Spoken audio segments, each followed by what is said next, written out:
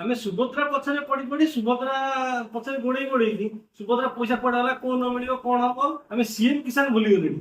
ଯୋଉଟା ସିଏମ କିଷାନ ଅକ୍ଷୟ ତୃତୀୟା ଯୋଉ ନଥିଲା ସେଇଦିନ ଆମର ମିଳିବାର ଅଛି ଏପ୍ରିଲ ମାସ 30 ତାରିଖ। ଏଇ ଯୋଉ ଆସୁଛି ଆର ମାସ ଏପ୍ରିଲ ମାସ 30 ତାରିଖ ମିଳିବ। ତା ପୂର୍ବରୁ ଆପଣ କଣ କରନ୍ତୁ ନା ଇକ୍ୟୁଏସି ସ୍ଥିତି ଯାଞ୍ଚ କରିଦିଅନ୍ତୁ। ଯୋଉମାନେ ବାୟୋମେଟ୍ରିକ ଦ୍ଵାରା ଇକ୍ୟୁଏସି କରିନାହାନ୍ତି କରିଦିଅନ୍ତୁ, କି ଓଟିପି ଦ୍ଵାରା ଭ୍ୟାଲିଡିଟି କରି କରିଦିଅନ୍ତୁ, କିମ୍ବା ଆସିକି ଜନସେବା କେନ୍ଦ୍ର ପୋର୍ଟାଲରେ ହିଁ କରିଦିଅନ୍ତୁ। ଯୋଉମାନେ କରିନାହାନ୍ତି ଆଜି ପର୍ଯ୍ୟନ୍ତ ସେମାନଙ୍କର ଆସିବ ହିଁ ନାହିଁ। 2000 ଟଙ୍କା ଆସିବା କଥା ଅକ୍ଷୟ ତୃତୀୟାରେ ସେ ଆସିବନି। ଏପ୍ରିଲ 30 ତାରିଖ ପୂର୍ବରୁ ଆସି ସମସ୍ତେ ଯୋଉମାନେ ବି ପାଉଛନ୍ତି ସିଏମ କିଷାନ ବା କାଳି ଯୋଜନା ଯୋଉ ପାଉଥିଲେ ସିଏମ କିଷାନ ସେଟା ହେଇଯାଇଛି। ଯୋଉମାନେ କରିନାହାନ୍ତି ଇକ୍ୟୁଏସି ସେମାନେ ଆସି ତୁରନ୍ତ ଜନସେବା କେନ୍ଦ୍ରରେ ଇକ୍ୟୁଏସି ସ୍ଥିତି ଯାଞ୍ଚ କରିଦିଅନ୍ତୁ।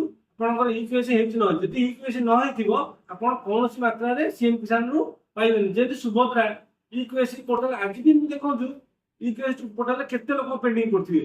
ସେମାନେ ଜାଣିନାହାନ୍ତି ତାଙ୍କର ଇକ୍ୟୁଏସି ଅଛି, ଆଡମିଟ ଦେଇନାହାନ୍ତି, ଡିବିଟ ଲିଙ୍କ ହେଇନି, କେତେ ଜିନିଷ ବାକି ଅଛି, ସେମାନେ ସୁଭଦ୍ରା ପାଇନାହାନ୍ତି।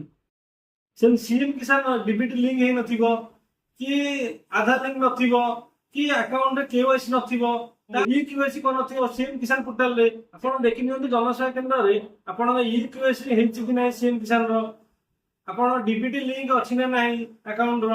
ଯଦି ଆକାଉଣ୍ଟରେ ଡିବିଟି ଲିଙ୍କ ଅଛି ବ୍ୟାଙ୍କରେ ଯାଇ ଦେଖି ନିଅନ୍ତୁ ଇକ୍ୟୁଏସି ବା କେୱାଇସି ସେ ସବୁ ହେଇଛି ନା ନ ହେଇଛି। ଏସବୁ ଜିନିଷ ଦେଖି ସାରିଲା ପରେ ଆପଣ ଏପ୍ରିଲ ମାସ 30 ତାରିଖ ପୂର୍ବରୁ ଏସବୁ ଜିନିଷ ଅପଡେଟ୍ କରିନିଅନ୍ତୁ ଯଦି ଆପଣ 2000 ଟଙ୍କା ପାଇବାର ଅଛି। ରହୁଛି, ନମସ୍କାର। ନୂଆ କଣ ଅପଡେଟ୍ ଆସିଲେ ମୁଁ ଆପଣଙ୍କୁ ଜଣେଇବି। ମୋ ସହିତ ଯୋଡ଼ି ରୁହନ୍ତୁ ଫେସବୁକ୍ ୟୁଟ୍ୟୁବ ମାଧ୍ୟମରେ। ରହୁଛି, ନମସ୍କାର।